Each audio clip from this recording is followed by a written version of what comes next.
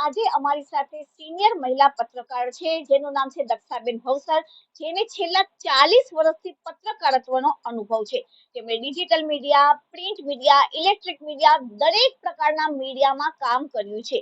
હવે તેમણે પોતાનો કિંમતી સમય બહુ મુશ્કેલથી મને આપ્યું અને આજે તે કિંમતી સમયનો આજે સદુપયોગ કરીએ અને ફટાફટ તેની સાથે સવાલ જવાબ પૂછીએ. તો દક્ષાબેન, સૌથી પહેલા તમારો પરિચય અમારા દર્શક મિત્રોને આપો.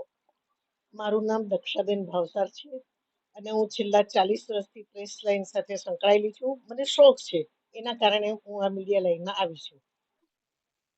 મેડમ, તમને કયા કયા ચેનલ અને પત્રકારત્વનો અનુભવ છે?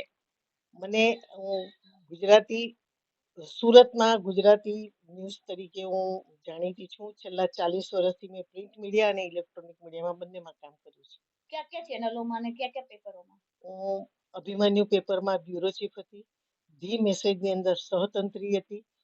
ત્યાર પછી હું ગુજરાત સત્ય ન્યૂઝ, ગુજરાત મેસેજ, ન્યૂઝલાઇન સીધા સમાચાર એ પ્રિન્ટ મીડિયામાં હમણાં હું આઈબીપીએન ન્યૂઝ ચેનલ સુરતની અંદર છું. સુરતની બહારનો અનુભવ છે?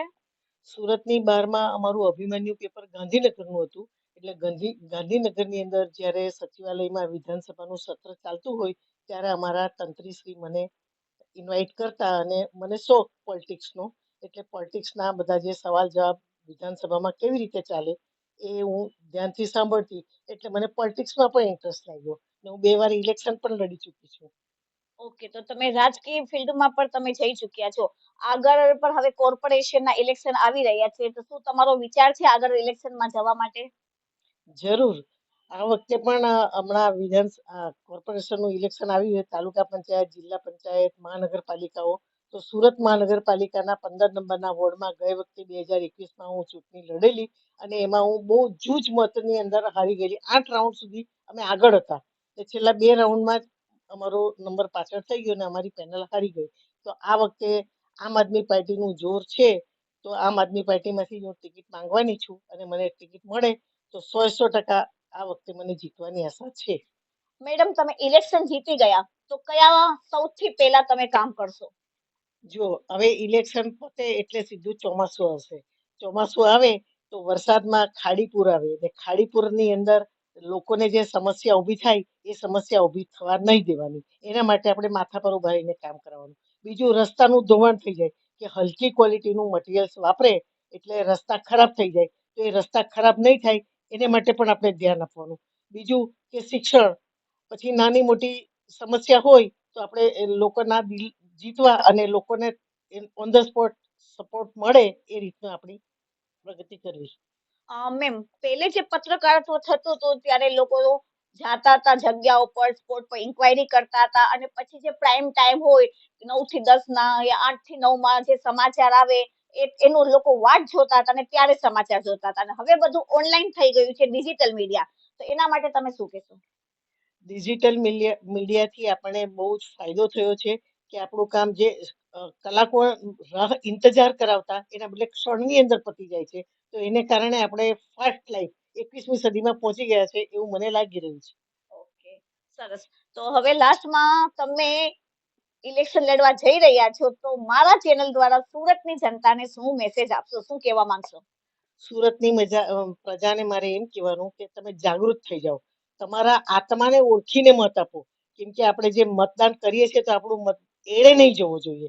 કે આપણે જે વ્યક્તિને મત આપ્યો તો એ આપણે 5 વર્ષ સુધી મોઢું જ નહીં બતાવે તો એવા વ્યક્તિને તમારો મત એળે જ જવાનો. એના કરતાં તમારા જે ખરેખર તમને ફાયદો કરાવે, તમને લાભ થાય, તમારા આત્માને સંતોષ થાય કે તમારા કામનું વળતર મળે, તમને તમારા પૈસાની બચત થાય.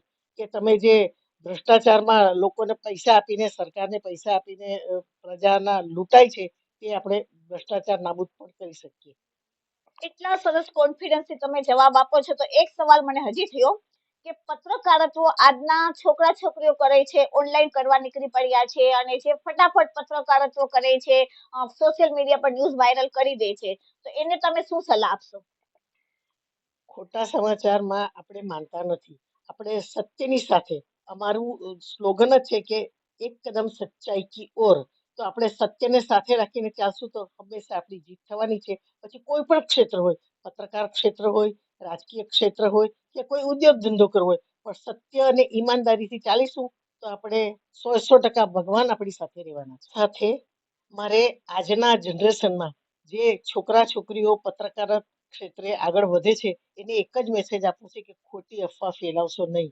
ખોટી અફવાથી દંગા ફસાદ થાય છે, લોકોના આત્માને દુઃખ થાય છે, લોકો તકલીફમાં મુકાઈ જાય છે, તો આપણે કોઈ સમસ્યા ખડી નહીં થઈ શકે એના માટે મારો એક અપીલ છે, નમ્ર અરજ છે કે તમે જે બને એમ સત્યની સાથે ચાલો અને સાચા જ સમાચાર લોકો સુધી પહોંચાડો. દર્શક મિત્રો, આ હતા સુરતના જાણીતા જૂના અને પ્રખ્યાત છેલ્લા 40 વર્ષથી અનુભવી પત્રકાર દક્ષાબેન ભવસાર, જે હવે પત્રકારત્વની સાથે સાથે પોલિટિક્સ એટલે કે રાજકીય ફિલ્ડમાં પણ જઈ રહ્યા છે. અને તેમણે કીધું કે જો તે રાજકીય ફિલ્ડમાં જીતી જશે તો સુરતમાં ખાડીનો મુદ્દો, ટ્રાફિકનો મુદ્દો અને સાથે સાથે શૈક્ષણિકનો મુદ્દો અને રોડ રસ્તાના મુદ્દા તે ચોક્કસ ઉપાડશે અને તેને રિપેર કરાવશે અને તેને લઈને જનતાના સહિતમાં કામ કરશે. હવે ડેલી ઇન્ડિયા ટીવી ચેનલ તરફથી દક્ષાબેનને આવનાર કોર્પોરેશનના ઇલેક્શન માટે ખૂબ ખૂબ શુભેચ્છા કે તેઓ ઇલેક્શનમાં તેમને ટિકિટ જલ્દી મળી જાય અને તેઓ ઝડપથી કોર્પોરેશનમાં આવી જાય. કેમેરામેન મેરાજની સાથે Zara Khan, daily India TV, Surat.